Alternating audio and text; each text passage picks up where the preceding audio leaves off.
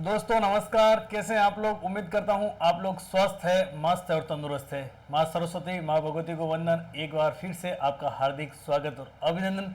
आप जुड़े हुए हैं विकास चौधरी आरएस यूट्यूब चैनल के ऊपर। मैं हूं आपका साथी दोस्त विकास गवाला, स्कूल व्याख्याता राजनीति विज्ञान।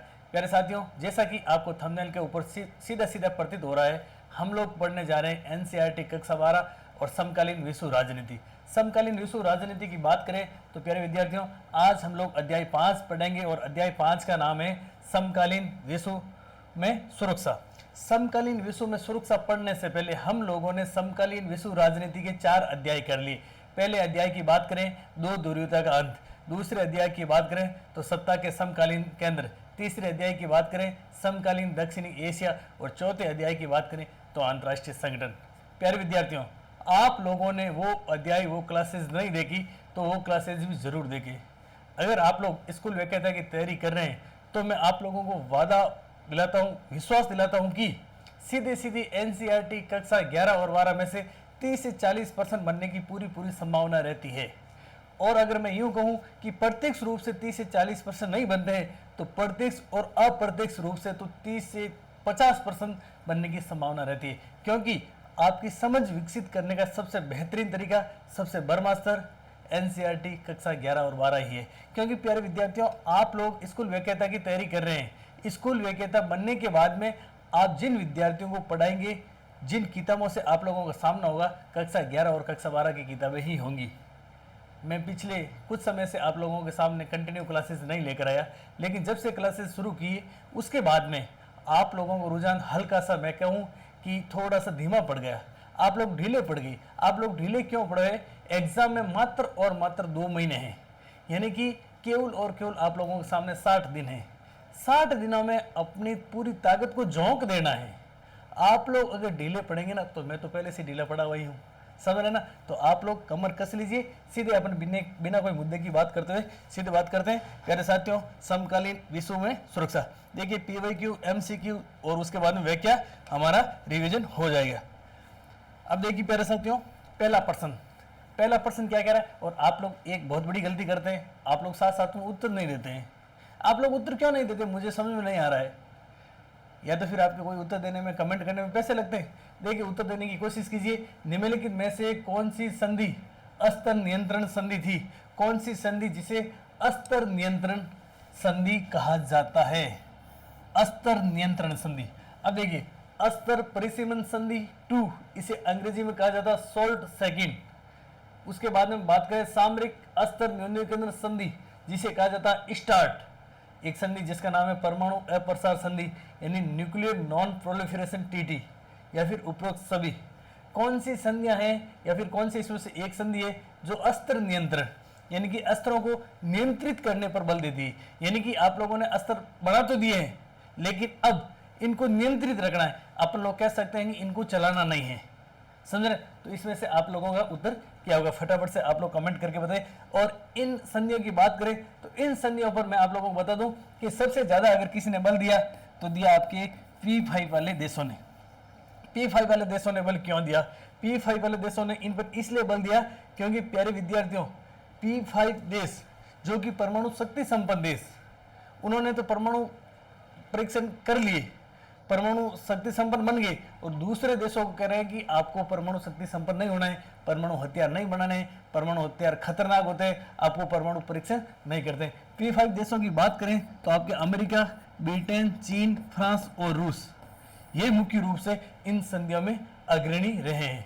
सबसे पहले प्यारे विद्यार्थियों, आप लोगों के लिए बात करूं, आप लोगों को बताऊं साल्ट सेकंड, जिसे कहा जाता है स्ट्रेटेजिक आर्म्स लिमिटेशन ट्रीटी, यानी अस्त्र परिसीमन संधि सेकंड। सामरिक अस्त्र न्यूनीकरण संधि, स्ट्रेटेजिक आर्म्स रिडक्शन। अब देखिए, इनको तो परिसीमन का मतलब नियंत्रण, इसके बाद इसमें तो रिडक्शन ट्रीटी की बात है कि इनको कम करना है, किस प्रकार से हम लोगों को कम करना है। और परमाणु अप्रसार संधि एनपीटी यानी nuclear non proliferation treaty. NPT की बात करें तो आप लोगों को जानकारी होगी 1968 में इन पर साइन हुए थे। क्या हुए थे? 1968 में एनपीटी पर साइन किए गए थे, जबकि 1970 में है जो एनपीटी लागू हुई थी। अब देखिए प्यारे साथियों, आप लोगों की जानकारी के लिए बता दूं, सबसे पहले संधि होती है जिसका नाम है आपके SALT1। SALT 1 की बात करें तो स्ट्रेटेजिक आर्म्स लिमिटेशन टॉक 1, और ये कब होती है? ये होती है प्यारे साथियों 1972 के अंदर। किन किन के मध्य होती? तो ध्यान रखना, ब्रेजनेव और निक्सन। ब्रेजनेव की बात करें यूएसएसआर का राष्ट्राध्यक्ष, और निक्सन की बात करें रिचर्ड निक्सन जो कि अमेरिका का राष्ट्रपति। कब होती है? 1972 में पहला चरण होता, और इसी के तहत प्यारे विद्यार्थियों ध्यान रखना एबीएम होती है। क्या होती है? एबीएम। एबीएम की बात करें तो anti ballistic missile treaty. ABM anti ballistic missile treaty ये कब होती है? तो ध्यान रखना ये 1972 में बात होती है, और 1975 में ये क्या हो जाती है? लागू हो जाती है। उसके बाद में प्यारे विद्यार्थियों बात करें SALT सेकंड, यानी strategic arms limitation talk second, ये कब होती है? तो ये होती है प्यारे साथियों 1979 को। तो देखिए सॉल्ट 1 ये लिख दिया मैंने, salt 2 strategic arms limitation talk second कब हुई? 1979 में हुई। ये क्या थी? अस्त्र नियंत्रण संधि थी, तो इसमें ये सही हो जाएगा। उसके बाद में स्टार्ट 1, देखिए स्टार्ट 1 और स्टार्ट 2, START 1 और START सेकंड, ये भी अस्त्र नियंत्रण संधियां है। स्टार्ट 1 की बात करें कब हुई? तो 1991 में हुई थी। कब हुई थी? 1991 में। और स्टार्ट सेकंड की बात करें तो कब हुई थी? 1993 में हुई थी। ये भी क्या है? अस्त्र नियंत्रण संधि है।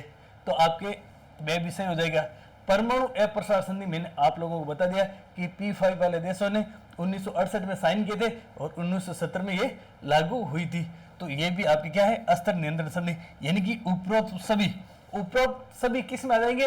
अस्त्र नियंत्रण संधियों में आ जाएंगे। आप लोगों की जानकारी के लिए बता दूं कि ये आप सोच रहे कौन से ग्रंथ से लेकर के आए? ये कक्षा 12 NCERT में से ही पूरा मैटर उठाया हुआ है। और अगर आप लोगों को ये प्रश्न नहीं आ रहे, इन प्रश्नों के उत्तर नहीं आ रहे, इन संधियों की डेटे नहीं आ रही है, तो आप लोग बहुत बड़ी भूल कर रहे हैं। आप लोग केवल सपने देख रहे हैं ग्रेड फर्स्ट के। ये तथ्य आप लोगों को याद होने अति आवश्यक है। अब देखिए प्यारे साथियों, आप लोगों की सहूलियत के लिए एनपीटी का पूरा नाम क्या है? न्यूक्लियर नॉन प्रोलिफरेशन ट्रीटी, परमाणु अप्रसार संधि। इस पर हस्ताक्षर कब हुए थे? तो 1 जुलाई 1968 को क्या हुए? हस्ताक्षर हुए थे। 1 जुलाई 1968 को क्या हुए थे? हस्ताक्षर हुए थे। जबकि प्रभावी कब हुई थी? 5 मार्च 1970 को प्रभावी हुई थी। और इस पर हस्ताक्षर किसने किए? तो P5 वाले देशों ने किए थे। P5 वाले देशों में कौन कौन आते हैं? अमेरिका, ब्रिटेन, चीन, फ्रांस और रूस। अमेरिका की बात करूं, परमाणु परीक्षण कब किया था? तो अमेरिका ने परमाणु परीक्षण 1945 में किया था। बात करें ब्रिटेन ने परमाणु परीक्षण कब किया था? तो 1952 में किया था। चीन ने कब किया था? तो 1964 में। फ्रांस ने कब किया था? तो ध्यान रखना 1960 के अंदर फ्रांस ने किया था, और आपके रूस ने किया था 1949 में। यानी कि 1970 से पहले सबने, 1968 से पहले सबने कर लिया था। और इस संधि में साफ साफ शब्दों में कहा गया, साफ साफ शब्दों में लिखा गया कि 1 जनवरी 1967 से पहले जिन्होंने परमाणु परीक्षण कर लिए या परमाणु अपन कह सकते उत्पाद बना लिए, परमाणु सामग्रियां बना ली, वो इस पर हस्ताक्षर करेंगे और वो अपने आप में परमाणु शक्ति संपन्न माने जाएंगे।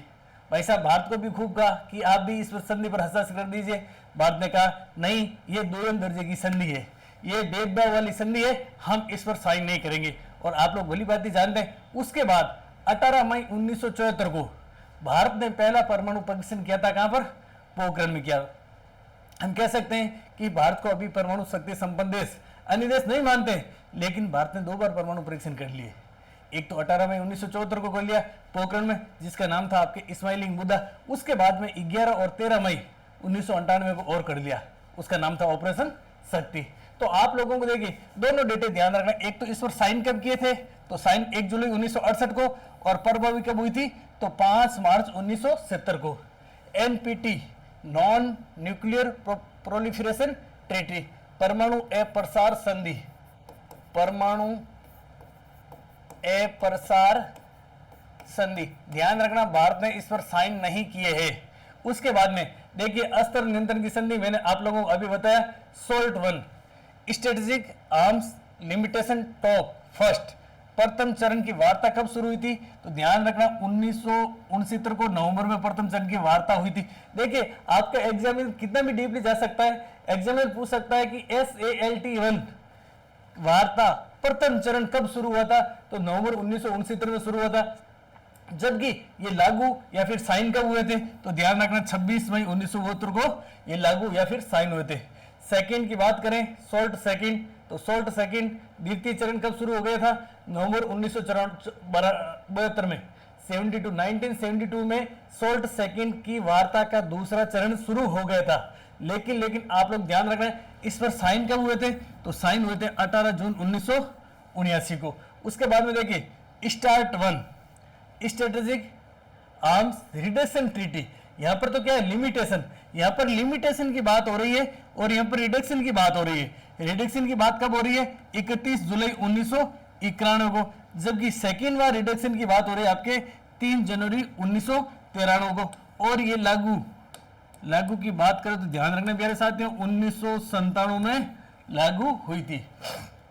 अब देखिए सॉल्ट 1 किन किन के मध्य हुई थी? तो ध्यान रखना यूएसए और यूएसएसआर के मध्य हुई थी सॉल्ट 1 की बात करें तो यूएसएसआर के राष्ट्राध्यक्ष जिनका नाम था आपके ब्रेजनेव और ब्रेजनेव के साथ में कौन थे? Richard Nixon. कौन थे? Richard Nixon.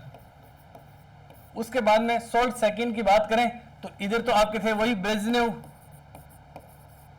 और यहां आगे थे आपके जिम्मी कार्टर, यूएसए की ओर से आगे थे आपके जिम्मी कार्टर। अब देखिए एग्जाम में पर्सन आ सकता है कि सॉल्ट 1 किन किन के मध्य हुई थी ये संधि?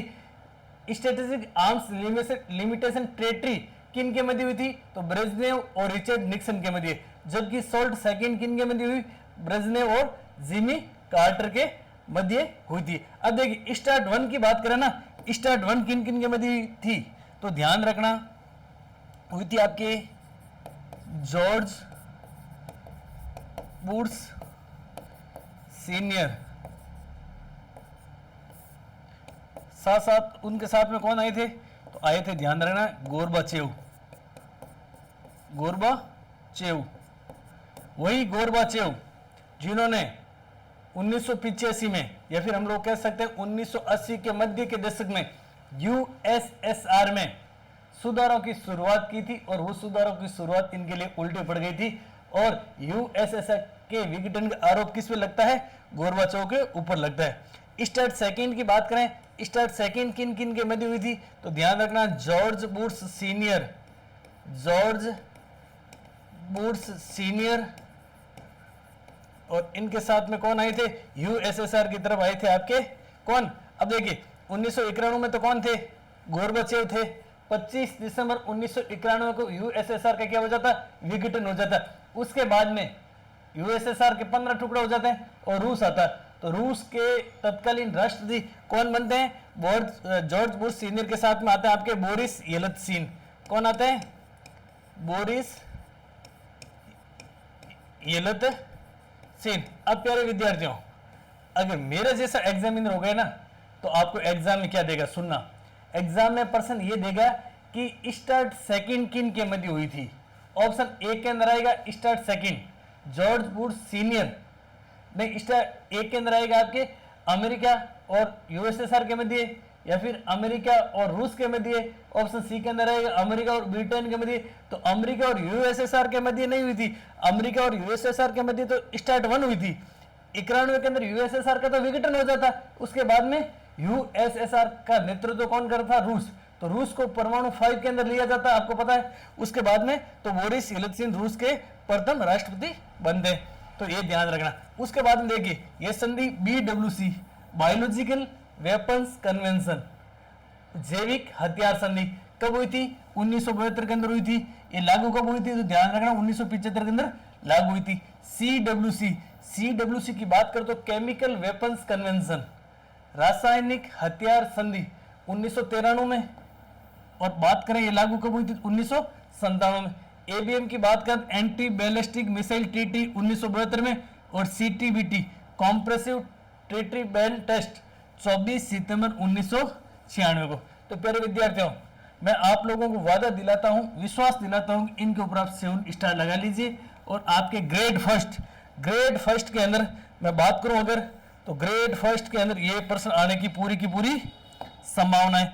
इसी प्रकार के और सोर्स नोट्स आपको चाहिए तो आप दिए गए नंबर 9214534843।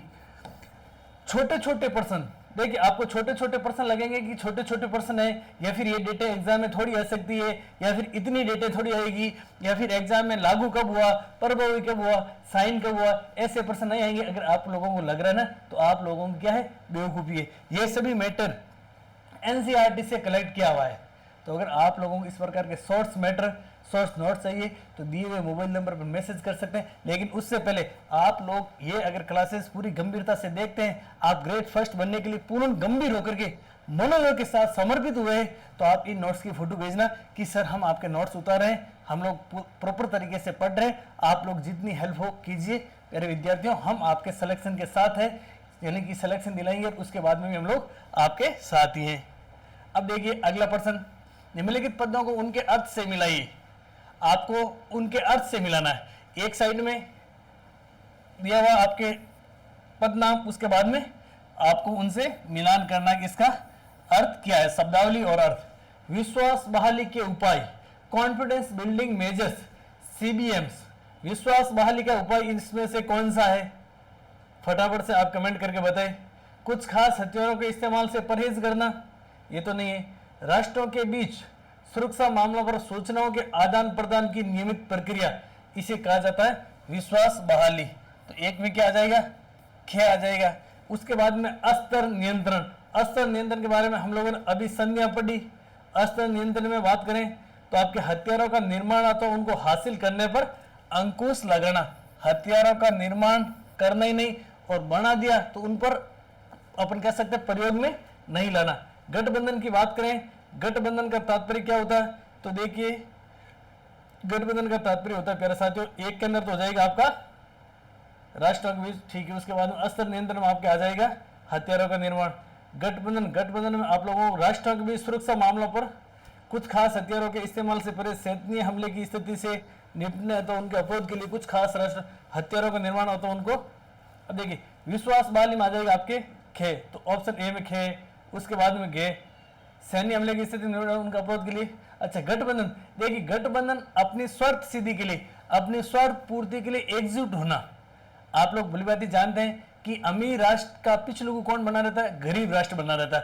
क्यों रहता है, उनको सैन्य ताकत की आवश्यकता होती है, चाहे आर्थिक रूप से कोई ताकत की आवश्यकता होती है तो उसकी हेल्प कर देता है। तो यानी अपने स्वार्थ पूर्ति के लिए या फिर अपने हितों की पूर्ति के लिए दो या दो से अधिक देशों द्वारा एकजुट होना, यानी सैन्य हमले की स्थिति से निपटने अथवा उनके अपरोध के लिए कुछ राष्ट्रों का आपस में मेल करना क्या कहलाता है, गठबंधन कहलाता है। और निरस्त्रीकरण यानी डिसआर्मामेंट की बात करें तो कुछ खास हथियारों के इस्तेमाल से परहेज करना। आपके खे ग और के कहाँ पे, ये आपके बी है जो सही हो जाए। इस प्रकार के मिलान वाले प्रश्न प्यारे विद्यार्थियों आपके एग्जाम के पॉइंट ऑफ व्यू से अच्छे, यानी ये समझ आधारित प्रश्न है। अगला प्रश्न देखिए, ये वेरी इंपॉर्टेंट प्रश्न है। आतंकवादियों ने अमेरिका के वर्ल्ड ट्रेड सेंटर अमेरिका में है, और अमेरिका में कहां पर है तो ध्यान रखना ये है आपके न्यूयॉर्क। कहां पर है, न्यूयॉर्क में है। पर हमला कब किया था, अमेरिका के न्यूयॉर्क स्थित वर्ल्ड ट्रेड सेंटर पर हमला कब किया था। तो प्यारे विद्यार्थियों आप लोग पढ़ते हैं 9/11, क्या पढ़ते हैं 9/11। अब 9/11 का तात्पर्य आप लोग समझते होंगे कि 9 नवंबर, ठीक है। इसमें 9 नवंबर है नहीं कहां पर, तो आप लोग क्या है गच्चा खा जाते हैं। आप लोगों को गच्चा नहीं खाना है, क्योंकि अमेरिका के अंदर पहले महीना लिखा जाता है और उसके बाद में तारीख लिखी जाती है। क्या लिखी जाती है, पहले महीना और फिर तारीख। तो देखिए अपने अकॉर्डिंग बात 11 सितंबर 2001 से हो जाए, क्या 11 सितंबर 2001। अब देखिए 11 सितंबर 2001 को क्या हुआ था, अमेरिका के वर्ल्ड ट्रेड सेंटर पर हमला हुआ था। अब देखो अमेरिका के वर्ल्ड ट्रेड सेंटर पर हमला किसने किया, तो अमेरिका के वर्ल्ड ट्रेड सेंटर पर हमला किया था इराक के लगभग 19 अपहरणकर्ता थे। इराक के लगभग 19 अपहरणकर्ता लोग अमेरिका के 4 विमानों को हाईजैक कर लेते हैं, यानी कि अमेरिका के 4 विमानों पर क्या कर लेते हैं, कब्जा कर लेते हैं। अब देखिए अमेरिका के 4 विमानों पर कब्जा कर लेते हैं, उसके बाद में क्या करते हैं, 2 विमान, प्यारे विद्यार्थियों 2 विमान कहां पर टकराते हैं, WTC वर्ल्ड ट्रेड सेंटर कहां पर है, न्यूयॉर्क, वहां पर टकराते हैं। उसके बाद में एक विमान की बात करें तो ये टकराता है आपके पेंटागन में, कहां, पेंटागन में। और पेंटागन की बात करें तो अमेरिका का रक्षा विभाग है। एक कहां पर टकराता है, एक है जो अपहरणकर्ता कोशिश करते हैं टकराने की, या फिर अपन कह सकते हैं कि अमेरिका के कांग्रेस का जो भवन है ना उस पर टकराने की कोशिश करवाते हैं, लेकिन वो पेंसिल्वेनिया के एक खेत में गिर जाता है। ये ऐसा कारनामा कौन करते हैं, इराक के कुछ अपहरणकर्ता करते हैं। उसके बाद में प्यारे विद्यार्थियों उस समय तत्कालीन अमेरिका और अमेरिका के राष्ट्रपति की बात करें तो अमेरिका का राष्ट्रपति हुआ करता है आपके George Bush junior. George Bush junior ने इन लोगों को ताबड़तोड़ जवाब देने के लिए, या फिर हम यूं कहूं कि वापसी कार्रवाई करते हुए, इन्होंने आतंकवाद का विश्वव्यापी आतंकवाद इस तरह की बात कही। और जॉर्ज बुश जूनियर ने अफगानिस्तान के तालिबानी ठिकानों पर क्या करवाए, हमले करवाए। और जॉर्ज बुश सीनियर ने एक बात कही कि शीत युद्ध के दौरान अमेरिका की नीति ABC की थी, क्या थी, ABC की, वो नीति अब हो जाएगी ABT। ए से क्या था आपके शीत युद्ध के समय, एनीथिंग बट कम्युनिज्म, यानी कुछ भी हो लेकिन साम्यवाद नहीं। अब जॉर्ज बुश सीनियर ने कहा अब नीति होगी एनीथिंग बट टेररिज्म, कुछ भी हो लेकिन टेररिज्म नहीं होना चाहिए। जॉर्ज बुश सीनियर ने इसी समय एक बात कही, इराक अपने एक्सिस, एविल ऑफ एक्सिस, बुरे की धुरी। जॉर्ज बुश जूनियर ने बुराई की धुरी कहा, बुराई की धुरी, क्या कहा, बुराई की धुरी। एग्जाम में आपके आ सकता है कि जॉर्ज बुश जूनियर अमेरिका के राष्ट्रपति ने बुराई की धुरी किसे कहा, तो 3 देशों को कहा था। किसे कहा था, 3 देशों को कहा था। और वो 3 देश कौन थे, इराक, ईरान व उत्तरी कोरिया। एग्जाम के पॉइंट ऑफ व्यू से वेरी वेरी इंपॉर्टेंट ध्यान रख लेना कि एक्सिस ऑफ एविल, बुरे की दूरी, किसने कहा, तो जॉर्ज बुश जूनियर ने कहा। क्यों कहा, आतंकवादियों ने अमेरिका के वर्ल्ड ट्रेड सेंटर पर हमला किया, उस समय कहा। किन देशों के संबंध में कहा, तो इराक, ईरान और उत्तरी कोरिया के संबंध में कहा। और इस समय जॉर्ज बुश जूनियर ने अफगानिस्तान के तालिबानियों पर, या फिर मैं यूं कहूं इराक के जो 19 अपहरणकर्ताओं के ठिकाने थे उन पर ऑपरेशन एंड्यूरिंग फ्रीडम चलाया। ऑपरेशन एंड्यूरिंग फ्रीडम कब चलाया, तो वर्ल्ड ट्रेड सेंटर पर हमला किया था उसके बाद में। अब वेरी वेरी इंपॉर्टेंट है, इस प्रश्न पर आप 7 स्टार लगा लीजिए। मुझे ऐसा महसूस हो रहा है कि आपके जून के अंदर ग्रेड फर्स्ट का एग्जाम होगा, उस समय ये प्रश्न आने की पूरी संभावना है। क्योंकि प्यारे प्यारे विद्यार्थियों, ऐसा प्रश्न हर एक एग्जाम में आपको देखने को मिलेगा ही मिलेगा ऑपरेशन से संबंधित। अगला प्रश्न देखिए, निम्न में से किस संधि ने अमेरिका और सोवियत संघ को बैलिस्टिक मिसाइलों को रक्षा कवच के रूप में इस्तेमाल करने से रोका, तो आप लोग जानते हैं इसमें क्या आ जाएगा, ABM एंटी बैलिस्टिक मिसाइल। जैविक हथियार संधि BWC कब हुई थी, फटाफट से आप लोग कमेंट करके बताइए। CWC कब हुई थी, आप लोग फटाफट से कमेंट करके बताइए। NPT पर साइन कब हुए थे, लागू कब हुई थी, तो ध्यान रखना साइन की बात करें तो 1968 और लागू की बात करें तो 1970। इसका सही उत्तर क्या हो जाएगा प्यारे विद्यार्थियों, इसका सही उत्तर हो जाएगा आपका बे। आगे देखिए साथियों, अमेरिका तथा सोवियत संघ ने अस्त्र नियंत्रण संधि को क्यों चुना। बहुत अच्छा प्रश्न है, समझ आधारित प्रश्न है। यह प्रश्न का उत्तर जो आंसर सही बताएगा ना, मैं मान लूंगा कि वाकई के अंदर उसकी तैयारी गंभीर है। प्रश्न है, अमेरिका तथा सोवियत संघ ने अस्त्र नियंत्रण संधि को क्यों चुना। अस्त्र नियंत्रण संधि के बारे में हम लोगों ने चर्चा की, NPT, SALT1, second START1, sequin, ABM, BWC, CWC। ये संदेह क्यों की? क्योंकि ये देश परमाणु हथियार का विकल्प नहीं छोड़ना चाहते थे, या फिर क्योंकि दोनों देश युद्ध की स्थिति को बरकरार रखना चाहते थे, या फिर दोनों देश एक दूसरे से भयभीत थे, या फिर उपरोक्त सभी? फटाफट से आप लोग कमेंट करके बताएं। तब तक मैं आपको बता दूं कि जो P5 वाले देश है ना, उन्होंने परमाणु परीक्षण कब कब किए थे। तो ध्यान रखना प्यारे विद्यार्थियों, अमेरिका, आप लोगों के कमेंट की प्रतीक्षा कर रहा हूं मैं। अमेरिका ने किया था 1945 के अंदर। उसके बाद में बात करें रूस, तो रूस ने किया था आपके 1949 के अंदर। उसके बाद में प्यारे विद्यार्थियों बात करें हम लोग ब्रिटेन, और ब्रिटेन ने कब किया था? तो ध्यान रखना प्यारे साथियों, ब्रिटेन ने किया था आपके 1952 में। कब किया था? 1952 में। उसके बाद में बात करें हम लोग फ्रांस, और फ्रांस ने कब किया था? 1960 के अंदर किया था। और बात करें प्यारे विद्यार्थियों चीन, और चीन ने कब किया था? 1964 में किया था। यह है P5 वाले परमाणु शक्ति संपन्न देश। इसका उत्तर सही हो जाएगा प्यारे साथियों। अमेरिका तथा सोवियत संघ USSR ने अस्त्र नियंत्रण संधि को इसलिए चुना क्योंकि ये देश परमाणु हथियार का विकल्प है जो नहीं छोड़ना चाहते थे। ऑप्शन ए सही हो जाएगा। मैं जानता हूं कि आप लोगों ने कईयों ने ऑप्शन डे को चुना, ऑप्शन डे को नहीं चुनना है प्यारे विद्यार्थियों। ये देश P5 वाले देश चाहते थे कि अन्य कोई भी देश परमाणु शक्ति संपन्न नहीं बने, लेकिन आप लोग जानते हैं बात है आपके 18 मई 1974, जगह है पोखरण, और इस पोखरण जगह पर भारत ने अपना प्रथम परमाणु परीक्षण कर दिया और नाम दिया आपके स्माइलिंग बुद्धा। क्या नाम दिया? स्माइलिंग बुद्धा। उसके बाद में बात करें 11 और 13 मई 1998 को भारत ने एक बार और परमाणु परीक्षण कर लिया। कहां पर किया? पोखरण में, और नाम दिया प्यारे विद्यार्थियों ऑपरेशन शक्ति। ठीक है, ये चीजें भी आप लोगों को नोट डाउन कर लेनी है।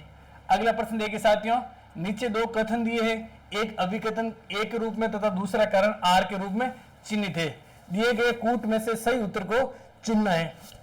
अभिकथन ए और कारण आर। अभिकथन ए कह रहा है कि सुरक्षा है जो विवादित अवधारणा है। अब देखिए सुरक्षा या फिर सिक्योरिटी की बात करें, कंट्रोवर्शियल या फिर विवादी या फिर अपन कहे द्वंद्व भरी अवधारणा है। क्या ये बात सही है? बिल्कुल ये बात सही है। कारण आर कह रहा है कि सुरक्षा अपनी अनुभूति में बहुआयामी है। सुरक्षा अपनी अनुभूति में बहुआयामी है। तो देखिए ए और आर दोनों सही है और आर ए की सही व्याख्या है, बिल्कुल सही व्याख्या। देखिए सुरक्षा की बात करें तो सुरक्षा ये आपके इसमें ऑप्शन ए है जो सही हो जाएगा। सुरक्षा की बात करें तो सुरक्षा दो प्रकार की होती है। अब देखिए सुरक्षा का अर्थ या सामान्य अर्थ की बात करें तो खतरे से आबादी। एक बार मैंने किसी बच्चे को प्रश्न पूछ लिया, मैंने कहा बेटा बता सुरक्षा का क्या तात्पर्य है? तो उसने कहा सुरक्षा दो प्रकार की होती है, एक होती है पारंपरिक और एक होती अपारंपरिक। मैंने पूछा चलो बताओ पारंपरिक में क्या है? तो उसने कहा पारंपरिक में यह है सर्दी लगती है अपने पास में अपने सुरक्षा के बचाव के लिए अपने को सर्दी नहीं लगे रजाई ओढ़ लेनी चाहिए, यह है पारंपरिक सुरक्षा। अच्छा, मैंने कहा फिर अभी वर्तमान में अपारंपरिक सुरक्षा? तो उसने कहा बाहर जाते हैं तो साथ में लेके जाना चाहिए रजाई, वो है अपारंपरिक सुरक्षा। ये नहीं है। हालांकि वो भी सुरक्षा के कई आयाम है, कई डायमेंशन है। तभी तो प्रश्न आया कि सुरक्षा एक विवादित अवधारणा है। सुरक्षा एक विवादित अवधारणा अपना आप में, और सुरक्षा की अपनी अनुभूति में बहुआयामी अर्थ है, बहुआयामी है। उसके लिए सुरक्षा तो वो रजाई थी। अब आपके लिए सुरक्षा की बात करें, आपके लिए वो आतंकवाद है, पर्यावरण प्रदूषण है, मुझे नहीं लगता बड़ा मुद्दा है। आपके लिए तो सर हमारी सुरक्षा तो तब होगी जब हम फर्स्ट ग्रेड बन जाए। आप खुद सोचिए, आप खुद चिंतन कीजिए, आप खुद मनन कीजिए, मैं सही कह रहा हूं गलत कह रहा हूं। तो सुरक्षा के बहुआयामी मल्टी डायमेंशियल अर्थ है। जिस प्रकार से एक व्यक्ति जिसका नाम था आपके, क्या नाम बताइए, हर्बर्ट स्पेंसर, उसने वन डायमेंशियल मैन की बात कही थी ना, एक आयामी व्यक्ति, एक विमी व्यक्ति, उसको एक विमी यानी एक ही बात दिख रही थी। यहाँ पे सुरक्षा के अनेक अर्थ है। आपके अकॉर्डिंग सुरक्षा का अलग अर्थ है, देश के अकॉर्डिंग अलग है, राष्ट्र के अकॉर्डिंग अलग है, मेरे अकॉर्डिंग अलग है। मेरे अकॉर्डिंग सुरक्षा कहीं लाइट नहीं चली जाए, ये सुरक्षा है। लाइट चलेगी तो क्लास बीच में रह जाएगी। तो सुरक्षा के कई अर्थ है, लेकिन वन डायमेंशियल मैन की तरह आपको केवल और केवल जिस प्रकार से अर्जुन को आंख दिख रही थी, आप लोगों को इस कलाकार प्रतिस्पर्धा के युग में आंख की पुतली दिखेगी ना, तभी आपका सिलेक्शन होगा, तभी मैं कह सकता हूं कि आपके लिए सुरक्षा रहेगी। ठीक है प्यारे विद्यार्थियों, आगे बढ़ते हैं। अगला प्रश्न देखिए, अगला प्रश्न है शस्त्र नियंत्रण के बारे में निम्नलिखित कथनों पर ध्यान कीजिए। अब देखिए, निम्नलिखित कथनों पर ध्यान करना है और दिए गए कूट में से सही कथनों का क्या करना है, चयन करना है। इसका अर्थ सुरक्षा दुविधा निर्मित करने से, देखिए शस्त्र नियंत्रण होंगे ना तो सुरक्षा दुविधा तो कैसे होगी, सुरक्षा दुविधा तो होने की कोई बात ही नहीं है, तो ये तो होगा नहीं, तो जिसमें एक न एक है वो काट दो, चलो ये दे तो आपका होगा ही नहीं। फिर देखिए सिद्धांत ये रक्षात्मक कूटनीति है, बिल्कुल रक्षात्मक कह सकते हैं, रक्षात्मक कूटनीति है, ये डिफेंसिव है ना, डिफेंसिव डिप्लोमेसी है, बिल्कुल है। यह शस्त्र दृष्टिकोण के बगैर की शांति की बात करता है, तो देखिए दो तो आपके हो गई होगा, दो किस में, दो तीनों में। यह शस्त्र दृष्टिकोण के बगैर की शांति की बात करता है, यह शास्त्र दृष्टिकोण के बगैर शांति की बात नहीं करता है, ये आपके गलत हो जाएगा। तो पीछे 2 और 4 किस में है, ये 2 और 4 इसमें ही होगा। देखना चौथा पढ़ते हैं, यह पक्षों के बीच पारंपरिक सुरक्षा और अति स्थायित्व का लक्ष्य करता है, बिल्कुल सही है। जिसमें आपके 2 और 4 है ना वो सही है, ऑप्शन है वो बे है, सही हो जाएगा। प्यारे विद्यार्थियों, समकालीन विश्व सुरक्षा में से आपके 1% तो फैक्चुअल बनने की पूरी संभावना है, यानी कि संधियों में से बनेगा। 1% आपका कॉन्सेप्ट बेस पे बनेगा। तभी मैं आप लोगों को कहता हूं कि एनसीईआरटी माइलस्टोन साबित होने वाली है आप लोगों के लिए। आपका कॉन्सेप्ट क्लियर होगा ना, तभी आप क्या करेंगे, फतेह करेंगे।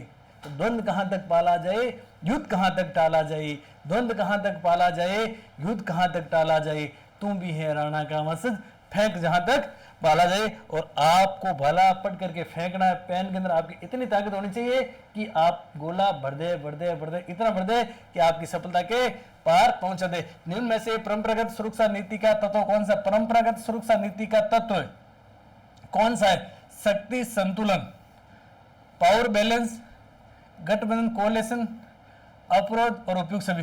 बिल्कुल उपयुक्त सभी है जो शक्ति संतुलन के तत्व है सुरक्षा नीति, परंपरागत सुरक्षा नीति के तत्व। शक्ति संतुलन की बात करें, पावर बैलेंस की बात करें, तो प्यारे विद्यार्थियों शक्ति संतुलन या पावर बैलेंस होता है कि एक अमीर देश और एक गरीब देश, दोनों के बीच में क्या होती है, खाई जो बड़ी होती जाती है। या फिर मैं यूं कहूं, एक शक्तिशाली देश और एक निर्बल देश, दोनों के बीच में क्या होती है, खाइयां बढ़ती जाती है।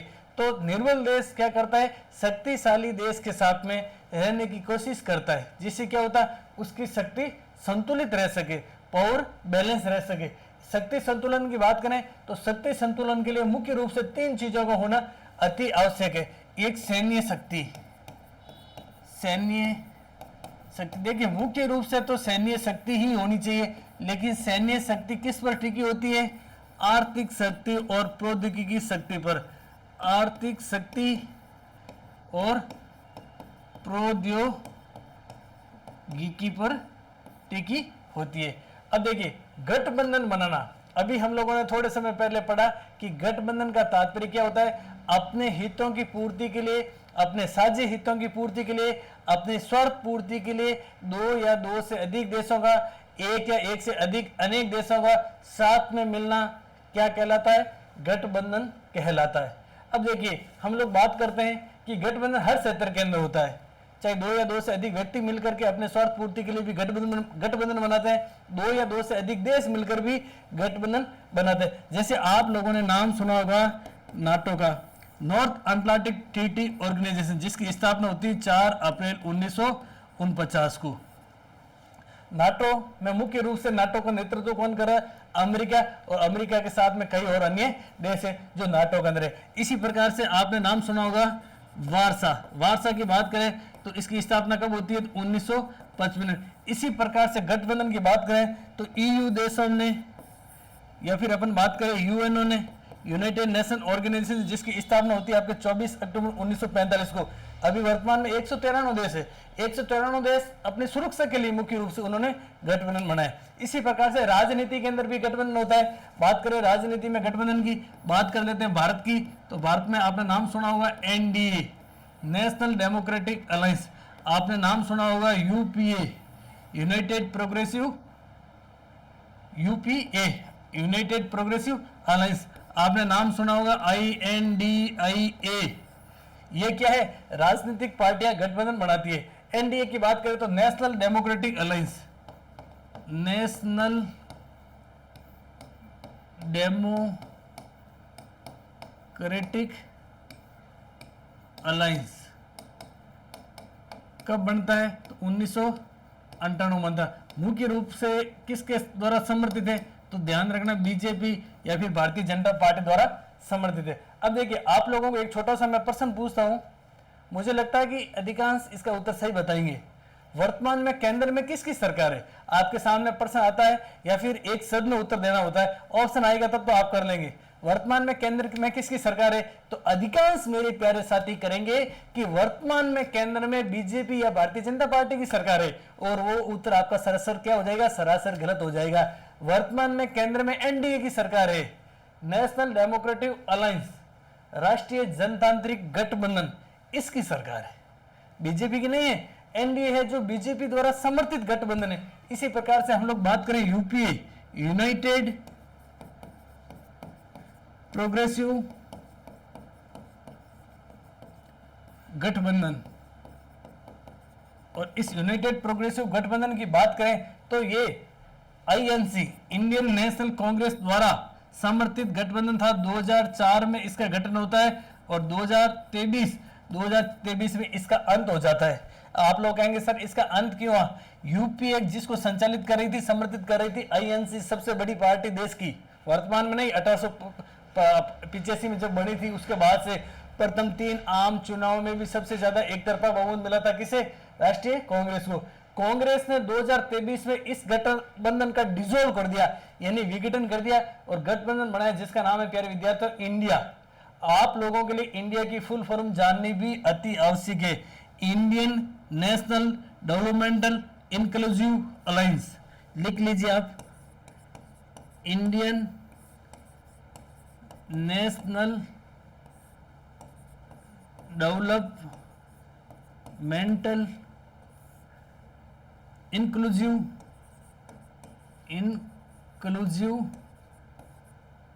अलायंस,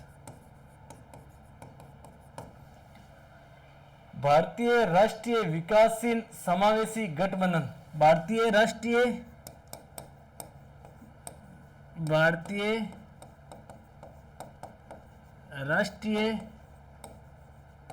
विकासशील समावेशी गठबंधन, ये इसका नारा था भारत बनाम बीजेपी, भारत बनाम बीजेपी। और इसमें मुख्य रूप से सूत्रधार या फिर क्या है कि नेतृत्व करता कौन सी पार्टी थी? तो कांग्रेस। और ये 2024 के चुनाव में क्या आया था?